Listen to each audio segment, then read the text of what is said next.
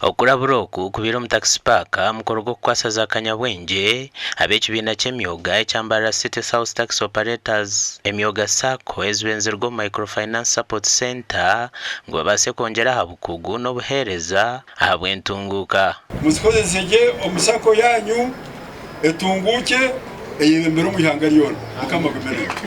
Computer, photocopy na printer bahirwe barirwe miliyoni 13 abantu basimira bebembezi na government yabo buhereza nkobu. Inyongera n'insima ba president waffe wa omwoga wanti abanyi gatademu tugendera kintu kikuru munonga wanu no kureba ngo numubika record scan mu reporting okoreke mukore birungi bikamanywa abantu mukora nabo ico nicyo ikindi cya kabiri okongera entasya umushayazi umu membership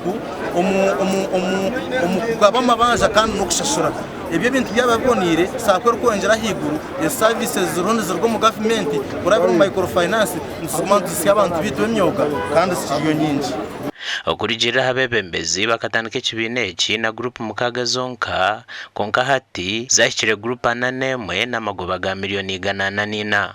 Obirabo kutwara abana ishomero nabika oshanga ngo taine miliyoni mane cheka eyo kumuriraho umwana ayizomba nko mutuma sente umwana azayishomero akora ari kuzigaruza yakora Mbene buri muntu atemu sente zikiko zibeza abantu bake munonga abukuba nyatagara kumakuza kufitera karuru katende ine migabo 9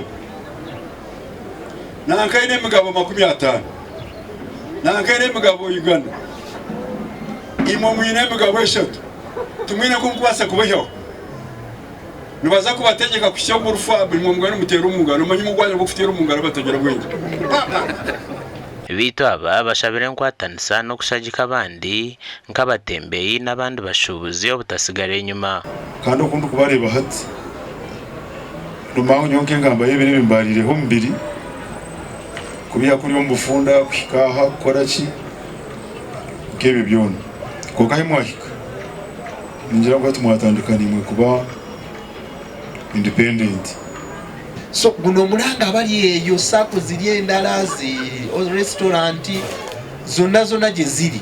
This is an opportunity okulaba nti tweyongerako tuddamu amaanyi. So mba muli eyo sako zinendala nga mustrugglinga mbadde mbasa mujje ku microfinance support center tugezeeko okulaba nti sako tuzibuilding again.